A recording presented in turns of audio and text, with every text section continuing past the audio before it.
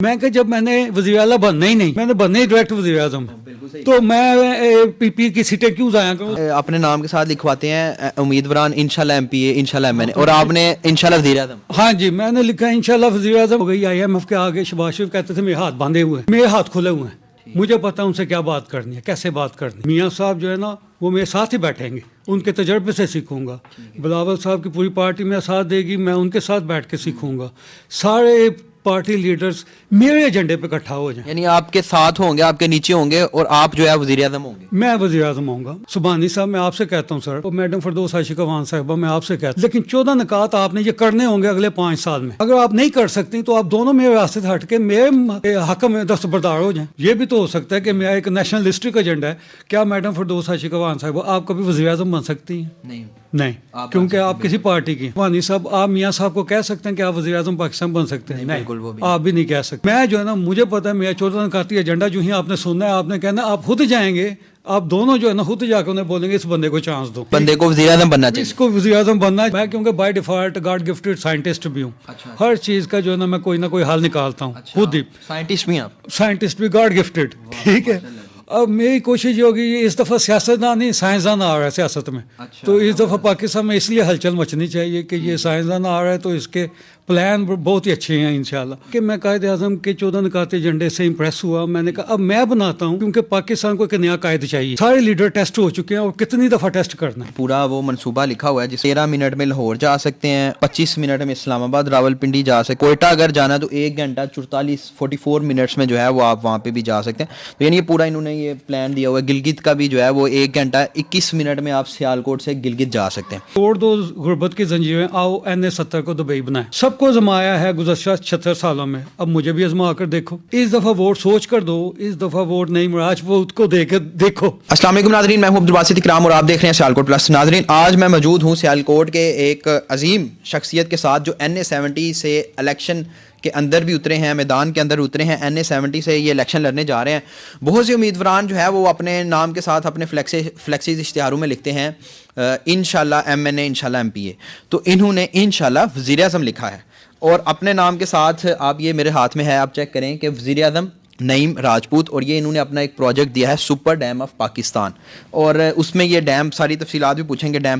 پھر اسی طرح جیسے قائد اعظم نے 14 نکاتی ایجنڈا دیا تھا، اسی طرح انہوں نے جو ہے وہ 2 14 نکاتی ایجنڈے دیے ہیں۔ یہ ایک 14 نکاتی ایجنڈا ان کا ہے جو NA-70 جہاں سے الیکشن لڑ رہے ہیں ان کا ہے، اور اس علاقے کے اندر کیا کریں گے، اور مطلب ان کا جو نعرہ ہے وہ سب سے پہلے یہی ہے کہ ہم NA-70 کو دبئی بنا دیں گے۔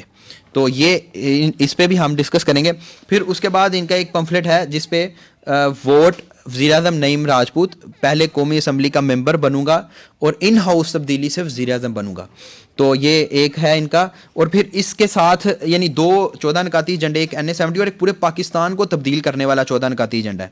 اور پھر اس کے ساتھ جو ہے وہ جو سب سے مین ایک بات ہے، انہوں نے سیالکوٹ سے بلٹ ٹرین آف سیالکوٹ چلائیں گے، جو کہ 13 منٹ میں لاہور، اور ان کے گاؤں سے 1 منٹ میں 36 سیکنڈ سیالکوٹ یعنی کوٹلی لوہارا سے، اور 25 منٹ میں اسلام آباد راولپنڈی، اور 1 گھنٹہ 44 منٹ میں یہ کوئٹہ جائے گی، اور 1 گھنٹہ 21 منٹ میں یہ ٹرین گلگت پلتی۔ یہ پورا پلان جو ہے یہ انہوں نے دیا ہے بلیٹ ٹرین کا۔ یہ سارا کچھ کیسے کریں گے اور کیسے یہ پہلی دفعہ الیکشن لڑ رہے ہیں، اور مزے کی بات یہ ہے کہ یہ گاڈ گفٹڈ سائنٹسٹ بھی ہیں، ان کے مطابق یہ ان کو سائنٹسٹ جو ہے وہ گاڈ گفٹڈ ہیں۔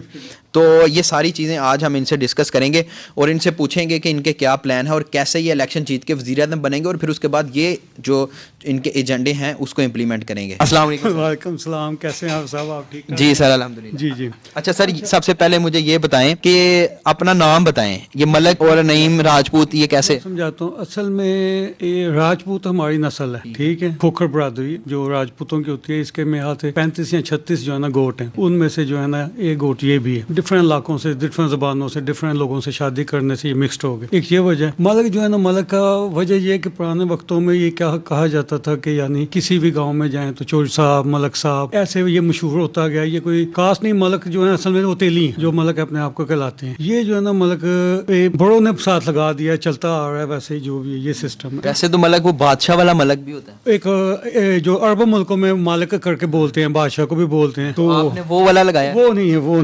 نہیں.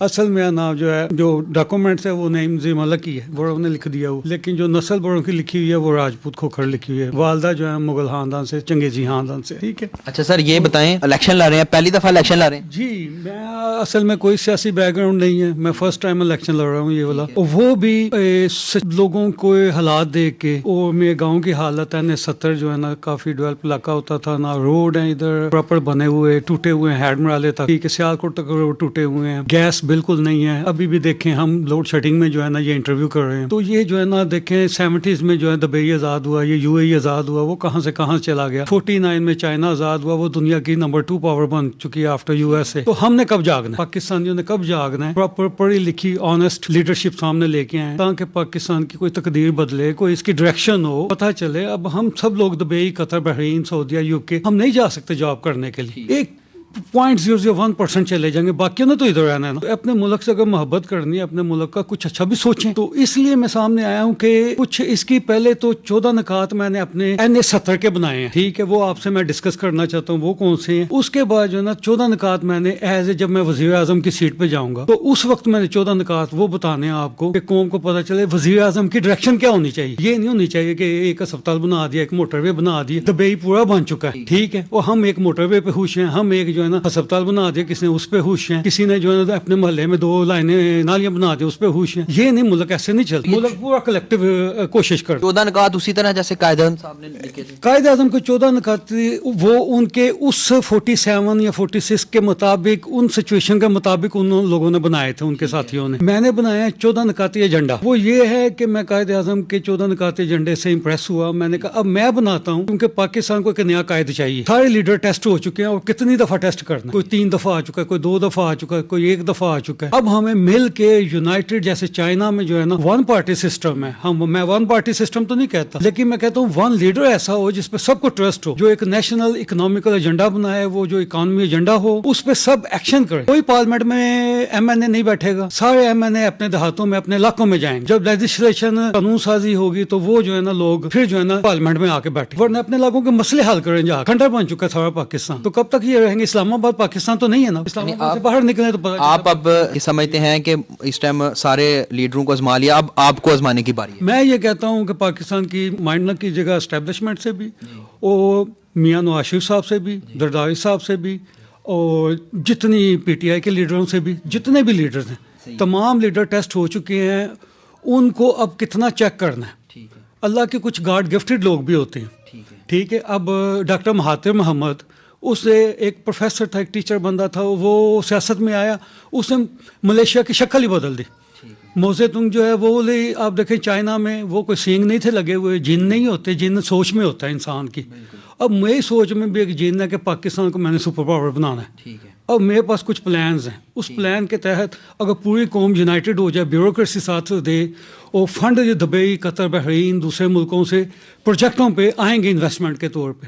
جب آپ بھیک مانگنے جائیں گے تو وہ 1 بلین 2 بلین سے ڈالر نے اس سے زیادہ نہیں دیں گے. سر ہم آپ کے پلانز کی طرف آتے ہیں. پہلے میں آپ سے 1-2 چیز بس پوچھنا چاہوں گا کہ آپ یہ الیکشن لڑیں گے کیسے؟ آپ کے مقابلے میں فردوس عاشق وان ہیں, ارمغان سبحانی صاحب ہیں, اور وہ ہمیشہ وہ بندے ہیں جو جیتے ہوتے ہیں ہمیشہ.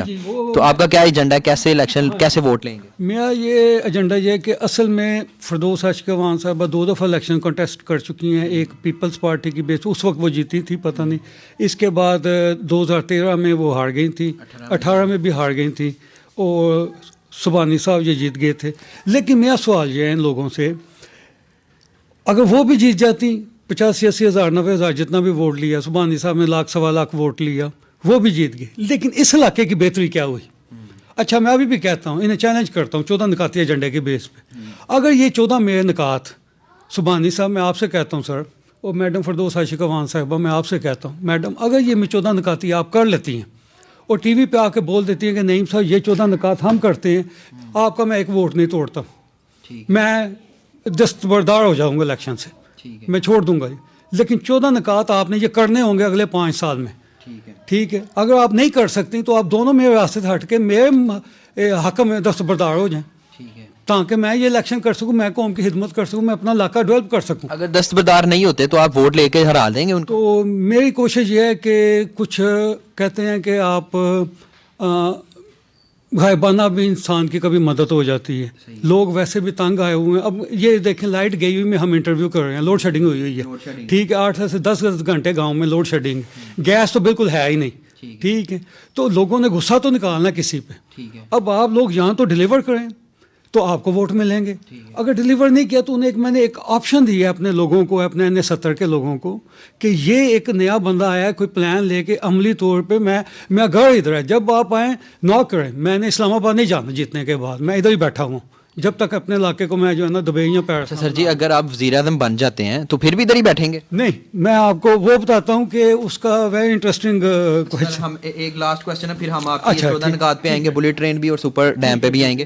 لاسٹ کوسچن یہ ہے کہ آپ N70 کی سیٹ ون کر جاتے ہیں، جی جی N70 کی سیٹ آپ اگر ون کر جاتے ہیں تو پھر آپ وزیر اعظم کیسے بنیں گے؟ آپ کے پاس تو ایک سیٹ ہے۔ ہاں جی، وہ دیکھیں کہ ایک تو کافی لوگوں نے یہ مجھے سوشل میڈیا پہ بھی، فیس بک پہ بھی سوال پوچھا ہے، واٹس ایپ پہ بھی پوچھے ہیں یہ سوال، یہ کوئی کمپلیکس نہیں ہے، یہ کوئی راکٹ سائنس نہیں ہے، یہ سمپل سی بات ہے کہ میرے پاس 14 نکاتی ایجنڈا ہے پورے ملک کو چلانے کے لیے۔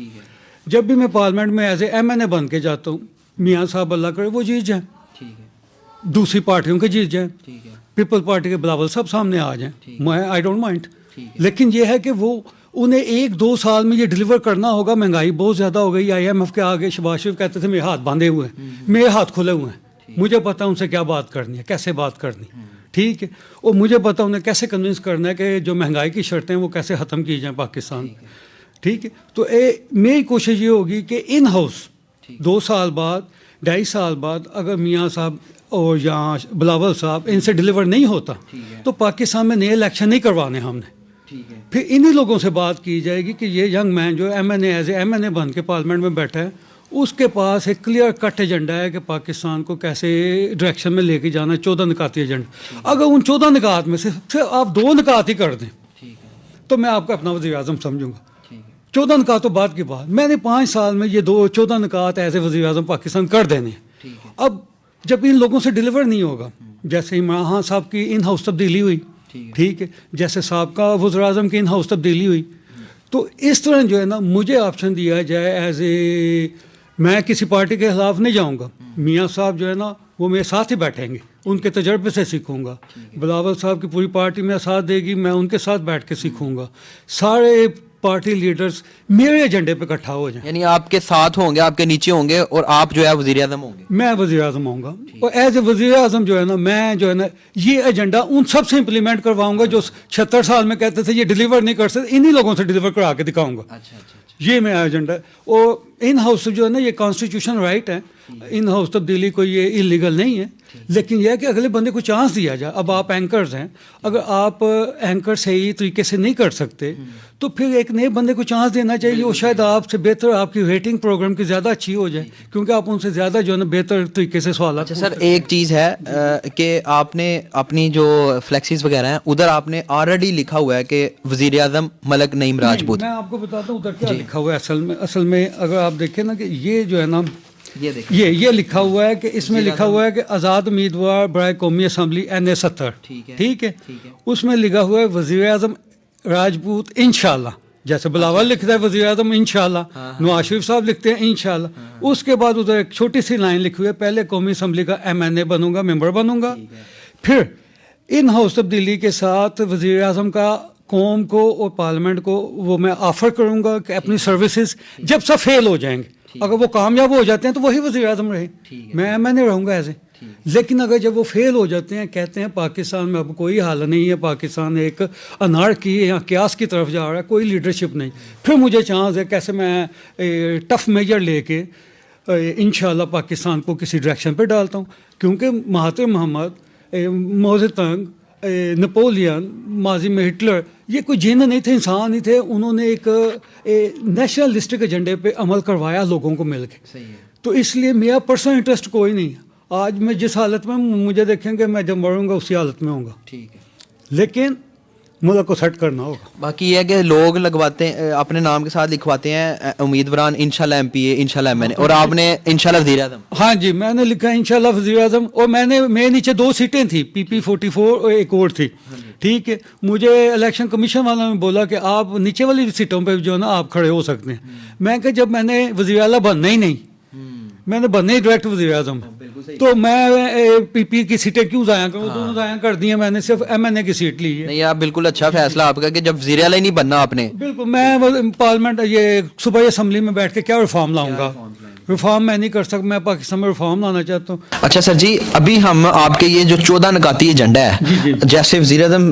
جیسے ہمارے قائد اعظم رحمہ اللہ نے جو ہے وہ یہ لکھے 14 نکاتی ایجنڈا دیا پاکستان بننے سے پہلے اسی طرح جو ہے وہ ہمارے وزیر اعظم ملک نعیم راجپوت صاحب نے بھی دیے ہیں تو سپر پاور بنانے کے لیے پاکستان کو سپر تو سر یہ بتائیں ذرا بریفلی کہ یہ 14 نکاتی ایجنڈا کیا ہے پہلے 14 نکاتی ایجنڈے کی جو ہے نا 2 شکلیں ہیں ایک شکل یہ ہے کہ NA-70 کے حوالے سے کہ ادھر جو میں ریفارم لاؤں گا جو سبحانی صاحب کو ریفارم لانے چاہیے تھے یا میڈم فردوس عاشق افغان صاحبہ کو ریفارم لانے چاہیے تھے یا آگے لا سکتی ہیں تو ویل اینڈ گڈ ووٹ مجھے نہ ڈالیں آپ سب ان کو ووٹ ڈالیں ٹھیک ہے اگر یہ ریفارم وہ نہیں لا سکتی تو پھر اس حلقے کے لوگ مجھے ووٹ ڈالیں کیونکہ یہ آپ کے حق میں دستبردار بھی ہو جائے اگر وہ چاہتی ہیں کہ بلا مقابلہ میں جیتوں یہ بھی تو ہو سکتا ہے کہ میرا ایک نیشنلسٹک ایجنڈا ہے کیا میڈم فردوس عاشق افغان صاحب آپ کبھی وزیر اعظم بن سکتی ہیں نہیں کیونکہ آپ کسی پارٹی کی ہیں سبحانی صاحب آپ میاں صاحب کو کہہ سکتے ہیں کہ آپ وزیر اعظم پاکستان بن سکتے ہیں نہیں آپ بھی نہیں کہہ سکتے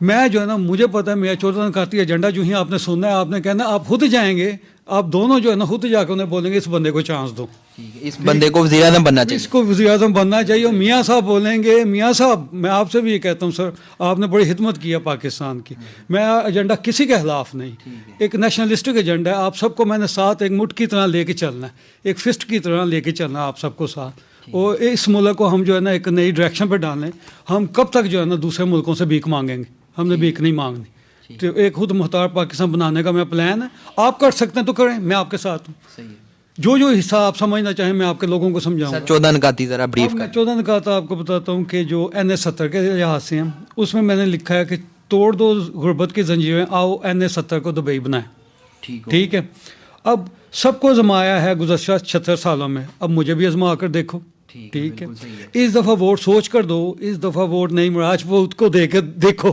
تو صحیح ٹھیک ہے کوٹی لوہارو NA-70 کی 14 نکات 14 ریفارم میں کچھ اس طرح ہیں پہلے اس کو تحصیل کا درجہ دلایا جائے گا آئین و قانون کے مطابق ٹھیک ہے تاکہ ہمارا جو ہے نا اپنا سسٹم ہو اپنا سیشن کورٹ ہو اپنا نظام ہو اپنا فنڈ ہو اپنا سسٹم ہو تاکہ ہم خود فیصلے کوئکلی کر سکیں ٹھیک ہے ہر چیز کے لیے سیالکوٹ میں ڈسٹرکٹ میں نہ جانا پڑے ٹھیک ہے دوسرا جو ہے نا انجینئرنگ یونیورسٹی آف سیالکوٹ بنائی جائے اب سیالکوٹ کے بڑے ذہین لوگ ہیں ٹیکنیکل لوگ ہیں یہ کبھی ٹیکسلا گئے ہوتے ہیں کبھی UIT میں گئے ہوتے ہیں ادھر سیٹیں کم ہوتی ہیں سیٹیں کم ہونے کی وجہ سے وہ انجینئر نہیں بن سکتے تو لہٰذا engineering university of Sialkot NA-70 میں کسی جگہ بھی بنواؤں گا ٹھیک ہے اس کے بعد میڈیکل ریسرچ سینٹر یا میڈیکل یونیورسٹی ادھر بننی چاہیے تاکہ لوگوں کو میکسیمم ڈاکٹرز ادھر پیدا ہوں ٹھیک ہے اس کے بعد دبئی قطر سعودی عربیہ کا سب سے بڑا نوجوانوں کو مسئلہ ہے یہ کہ وزٹ ویزا نہیں نکلتا اور جو پیسے لیتے ہیں وہ کھا جاتے ہیں کم سے کم سب نوجوانوں کے ایک وزٹ ویزا نکالے جائیں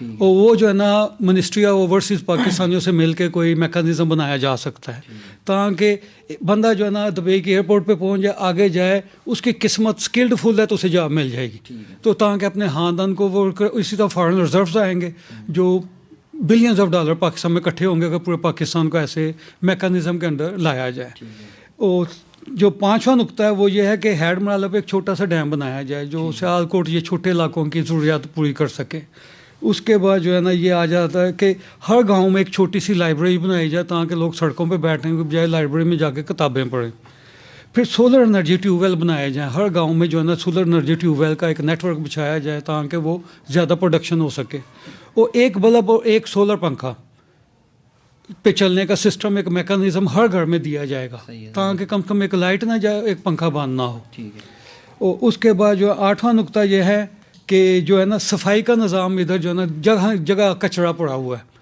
ادھر ہر جگہ کنٹینر رکھے جائیں گے، چھوٹے ڈبے رکھے جائیں گے لوہے کے، اس میں لوگ کچرا پھینکیں گے. ہر یونین کونسل کو 2 سے 4 تک لوڈر دیے جائیں گے، وہ لوڈر آئیں صبح صبح صفائی کریں، ان کو اٹھا کے پھینکائیں. ٹھیک ہے.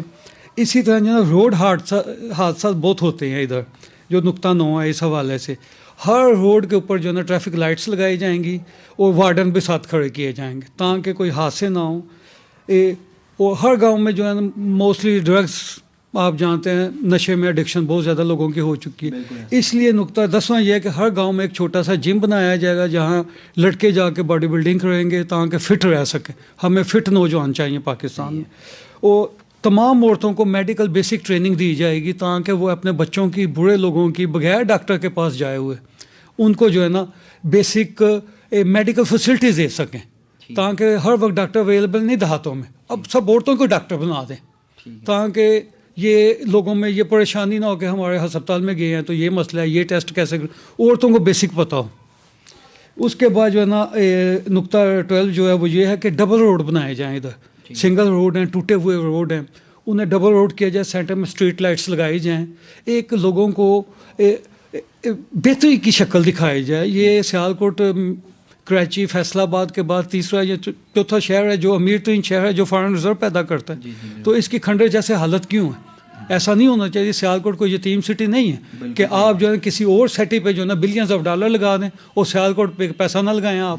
ایسا نہیں ہونا چاہیے. آپ خود وزٹ کر کے دیکھیں میاں صاحب سیالکوٹ کی کیا حالت ہے. ٹھیک ہے.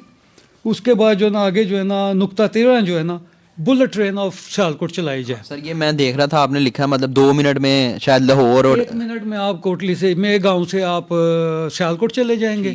اور تقریباً یہ میں نے پوری اسٹیٹسٹکس اس کی لکھی ہوئی ہے کہ 13 منٹ میں آپ جو ہے نا لاہور چلے جائیں گے سیالکوٹ سے.